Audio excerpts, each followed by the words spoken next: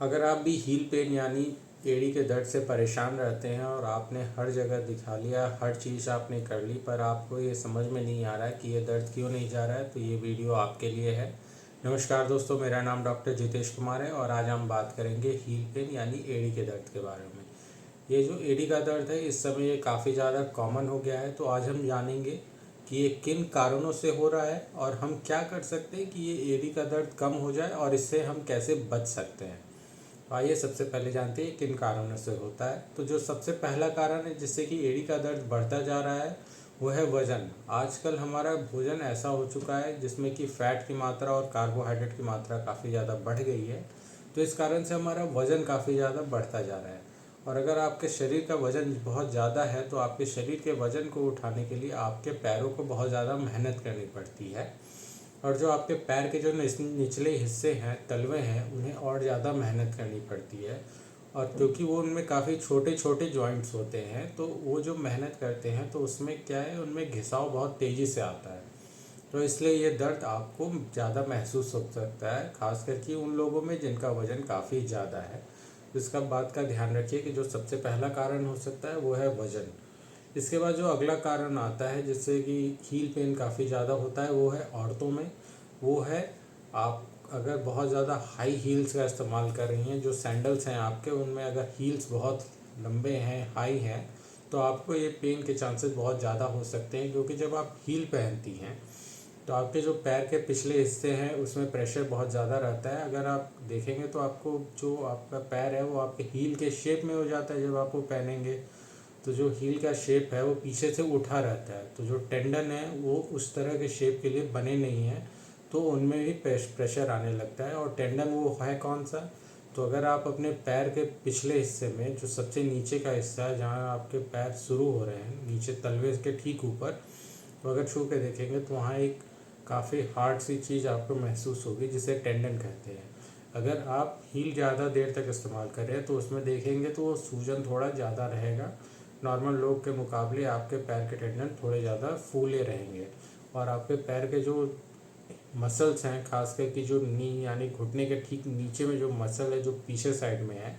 उनमें भी काफ़ी ज़्यादा स्ट्रेस रहेगा, वो भी काफ़ी ज़्यादा स्ट्रेस में रहेंगे, जिसके कारण कि अगर आप उनको छुएंगे तो वो टाइट महसूस होंगे। तो ये एक तरीका है जानने का कि आपको इस कारण से पेन हो रहा है क्योंकि आप हील पहन रहे हैं। तो ये हो गया दूसरा कारण। इसके अलावा जो तीसरा कारण है जिससे कि हील पेन होने के चांसेस बहुत ज़्यादा रहते हैं, वो उन लोगों में है जो कि उस तरह के जॉब करते हैं जिसमें बहुत ज़्यादा देर तक खड़ा रहना पड़ता है, जैसे कि एक टीचर का जॉब। इसमें क्या है कि टीचर्स को बहुत लंबी देर तक खड़ा रहना पड़ता है, और ये प्रेशर जो खड़ा होने पे जो उनके शरीर का जो वज़न है वो भले ही कम हो, पर क्योंकि लंबे टाइम तक आपके जो तलवे हैं उन्हें वो प्रेशर झेलना पड़ता है, तो उसके कारण भी उनमें धीरे धीरे घिसाव आ जाता है और वो पेन आने लगता है, खास करके तलवों में। इसके बाद जो चौथा कारण जो है जिससे कि आपके एड़ियों में दर्द होने लगता है, वो स्ट्रेस फ्रैक्चर के कारण हो सकता है।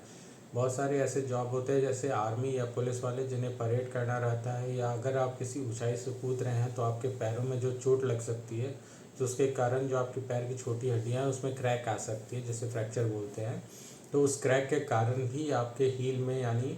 आपके तलवों में दर्द हो सकता है। तो ये एक कारण था जिससे कि पता चल सकता है कि क्यों आखिर आपकी एड़ी में दर्द हो रहा है। इसके बाद जो अगला कारण है वो है एथलीट्स, जो खिलाड़ी जो बहुत तेज़ दौड़ते रहते हैं या बहुत लंबे टाइम तक उन्हें दौड़ना पड़ता है,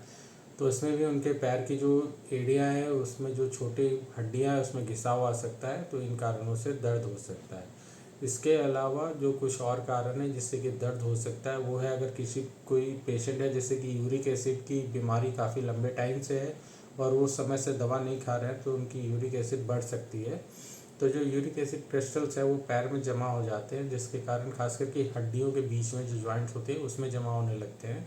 तो उसके कारण पैरों में जो दर्द है वो बना रह सकता है। तो ये कुछ कारण थे जिससे कि पता चलता है कि क्यों आखिर जो हील में जो तलवे हैं उसमें दर्द महसूस हो रहा है। तो आइए अब जानते हैं कि क्या क्या सिम्टम्स हैं जो हील पेन में हो सकते हैं। तो जो सबसे पहला सिम्टम है वो तो है दर्द। वो दर्द काफ़ी ज़्यादा रहेगा, खास करके जब आप चलेंगे, सुबह सो के उठेंगे और जब आप चलने की कोशिश करेंगे तो वो दर्द और धीरे धीरे बढ़ता जाएगा। इसके अलावा पैरों में सूजन भी आने लगती है, खास करके जो पैर में जो तलवा है उसमें काफ़ी ज़्यादा सूजन हो सकती है, तो ये दूसरा कारण है, सिम्टम है। उसके अलावा पैरों का जो रंग है, जो आपके स्किन कलर है, वो बाकी की बॉडी कलर से चेंज हो सकता है, उसमें काफ़ी डार्क पिगमेंटेशन आ सकती है। तो ये एक और सिम्टम है जो कि हील पेन में नज़र आ सकता है उन पेशेंट्स में। इसके अलावा जो पैर की नसें हैं वो ज़्यादा उभरी हुई नज़र आ सकती हैं, तो ये भी एक सिम्टम होता है जिससे कि पता चल सकता है कि ये दर्द काफ़ी दिनों से है, जिसके कारण कि इन नसों में उभार आ चुका है। इसके अलावा कभी कभार आप देखते होंगे कि जो पैर जो तलवे हैं उसमें अगर आप छुएंगे तो कभी कभार उसमें लगता होगा कि एक हड्डी सी निकल के बाहर आ रही है, तो इसे बोनी ग्रोथ या स्पर कहते हैं, जो कि काफ़ी कॉमन हो चुका है जिन लोगों को बहुत लंबे टाइम से हील पेन रहता है। तो ये कुछ सिम्टम्स हो गए जो कि आप देख सकते हैं, जैसे कि आपको पता चल सकता है कि आप हील पेन के रोगी हैं या नहीं। तो आइए अब जानते हैं कि आप इसे कैसे जान सकते हैं, क्या डॉक्टर्स इन्वेस्टिगेशन करते हैं ताकि उन्हें कंफर्म हो जाए कि आपका हील पेन किस कारण से है, ताकि उस हिसाब से आपकी ट्रीटमेंट चल सके। तो सबसे पहले तो कुछ खून के जांच करने रहते हैं, जिसमें कि यूरिक एसिड, जैसे कि मैंने आपको बताया, तो उसकी भी जांच की जाती है देखने के लिए कि क्या यूरिक एसिड बढ़ा हुआ है। उसके अलावा कैल्शियम, आपके ब्लड में क्या कैल्शियम की लेवल है, इसकी भी जांच की जाती है ताकि देखा जा सके कि कभी कभार क्या होता है, कैल्शियम की कमी के कारण भी हड्डियां कमज़ोर होने लगती हैं, खास करके औरतों में, और उस कारण से ही पैरों में दर्द बना रह सकता है। इसके अलावा पैर का एक्सरे किया जाता है देखने के लिए कि क्या कोई फ्रैक्चर है तो नहीं। अगर फ्रैक्चर रहेगा तो वो दर्द काफ़ी ज़्यादा बना रहेगा, भले आप कितनी भी दर्द की दवाएं खा लें, पर वो जब तक फ्रैक्चर रहेगा आपका दर्द बना रहेगा।